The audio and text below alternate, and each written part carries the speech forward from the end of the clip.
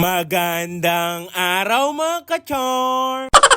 Ngayong araw, kakain tayo sa bagong bukas na business ng aking kaibigan na si Berto. Ito pala ay inasalan na may only rice. Tignan nyo naman, kitang-kitang hindi tinipid, napakalaki ng mga kanilang iniihaw na manok. Lalo na itong kanilang liempo, sobrang laki talaga, parang galing sa dinosaur. Kitang-kita nyo naman, kahit hindi pa natin ito natitikman, sa itsura pa lang sigurado na itong mabisa. Napakalalaki pa talaga ng mga ginamit nilang karne. Biro mo, ang isang legs na only rice ay 109 lang at ang wings na may breast ay 119 at ang kanilang liempo ay 129 lang. Only rice na, sangka pa!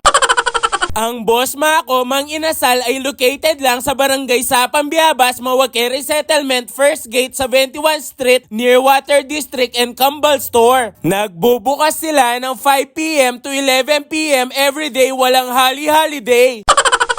Tara, samahan nyo na kaming tikman ang bagong bukas na inasalan. Kasama ko palang kakain ng aking mga kumpare at kaibigan na si Paring Anjo at si Paring Mr. J. Unang-una, isi-set up muna natin ang ating sausawan. Ano pa ba ang sasarap na sausawan sa chicken inasal kung hindi ang toyo mansi na may madaming sili? Tapos, lagyan mo ng chicken oil ang iyong mainit na kanin at ang iyong manok para lalong solid. Ipapakita ko muna ulit ang aking kakainin para lalo kayong magutom.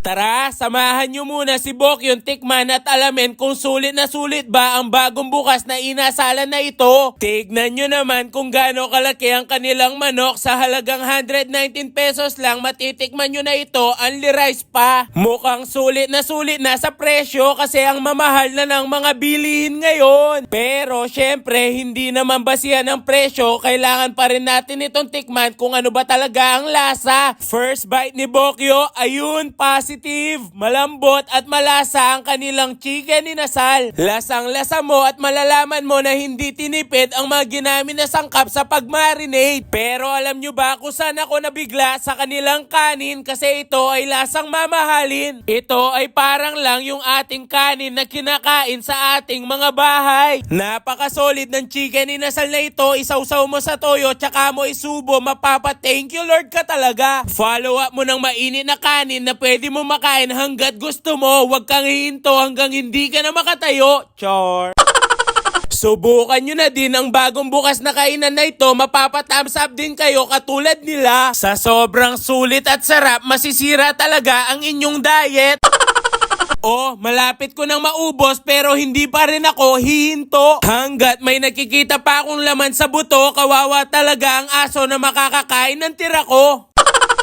Subukan nyo na din ditong kumain. Para sa akin, sulit na sulit talaga ang lasa at ang presyo. Walang pinagkaiba sa inasal na kinakainan nyo sa labas. Kita nyo naman, ubos na agad ang aking kinakain. O sige na, hanggang dito na lang. Maraming salamat sa panunood. Please like, follow, and share ng ating page at mga video para updated kayo sa mga bagong upload ni Bokyo. Muli, ako si Bokyo, ang lasinggerong may pangarap. Bye-bye!